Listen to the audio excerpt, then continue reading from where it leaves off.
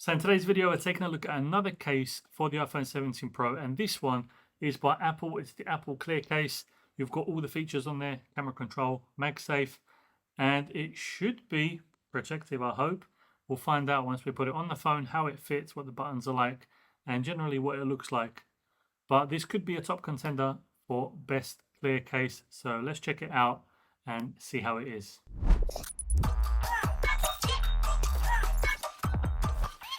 So we've got the case open now, and something as soon as I opened the case that I noticed is not something I would have expected from Apple.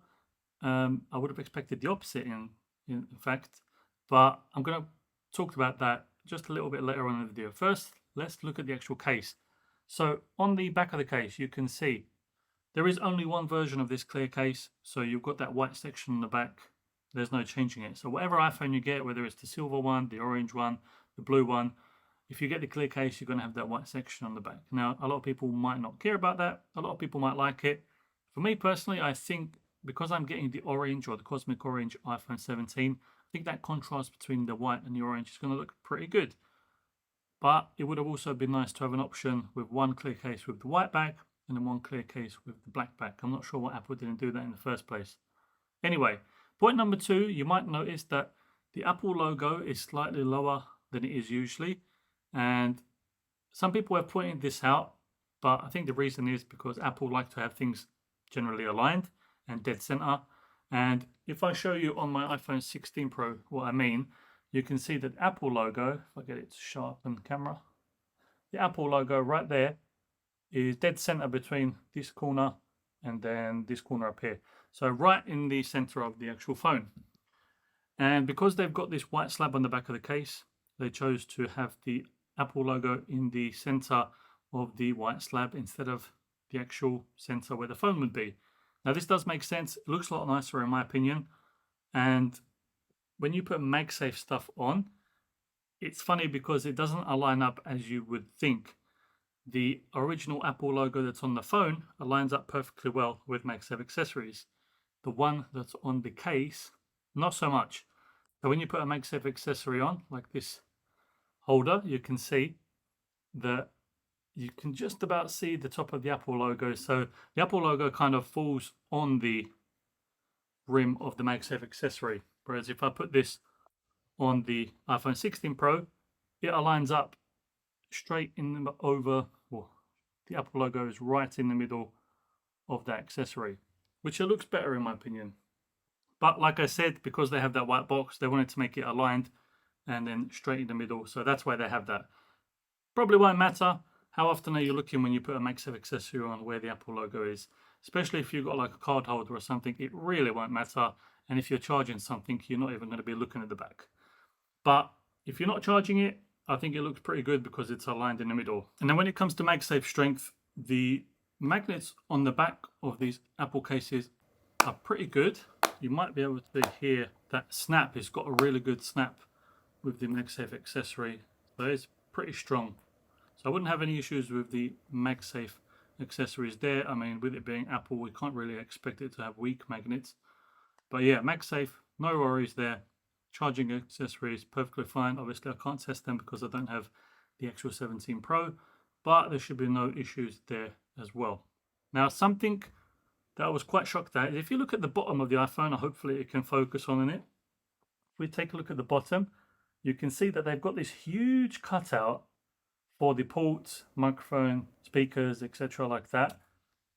And I'm used to Apple having the super precise cutouts for the iPhone.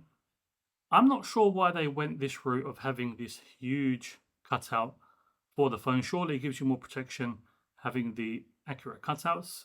If you know why they might have done this, please let me know in the comments box below. I think the case would have been a lot nicer had they put the accurate cutouts. Maybe it's something to do with having the accessibility of putting the phone in and out easier. You can catch it from the side here, whereas if it was completely closed up, it might be a little bit harder to put the phone in, put the phone out. Maybe it's just in general to make the phone easier to put in and put out, whereas you have this little bit of a weaker section here that it can maybe mold a bit to the phone being put in. Who knows? On the inside, of course, we've got the MagSafe ring. And then you do have the camera control button, which, like I said in my previous videos, I've used about 4 or 5 times. Doesn't really matter to me that much. Whether it's a cutout button, I don't care.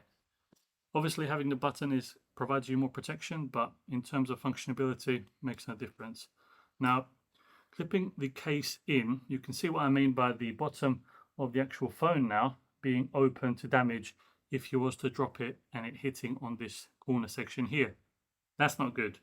On the front, you don't get too much of a lip. I mean, it might be, this ain't a super protective case, so that might be the reason why.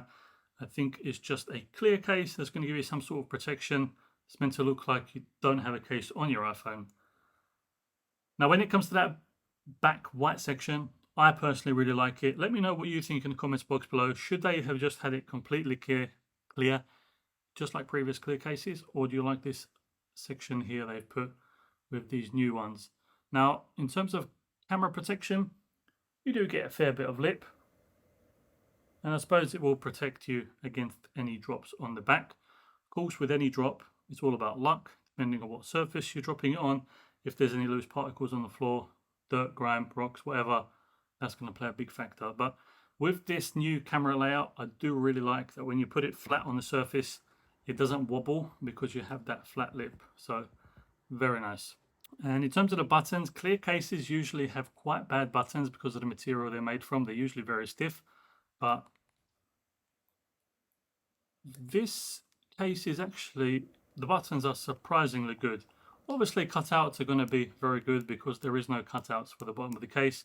I think the case is around $50, a little bit on the more expensive side for a clear case. There is other ones, which I will link down below, as well as this one. That might be a good alternative, but definitely very nice case. You can't expect too much protection, but then again, I think it looks really cool, and the buttons function well. Camera control buttons there. There's not much more you can ask for. The only thing I am worried about is that bottom section that is open. So that could supposed to be a problem. But yeah, that was the clear case by Apple. If you enjoyed this video, do hit the thumbs up, subscribe to the channel if you want to see more content like this. Like I said, leave a comment down below if you've got any questions. Share this with your friends and family, and remember to stay tuned for more Apple content coming out very soon. Thanks for watching.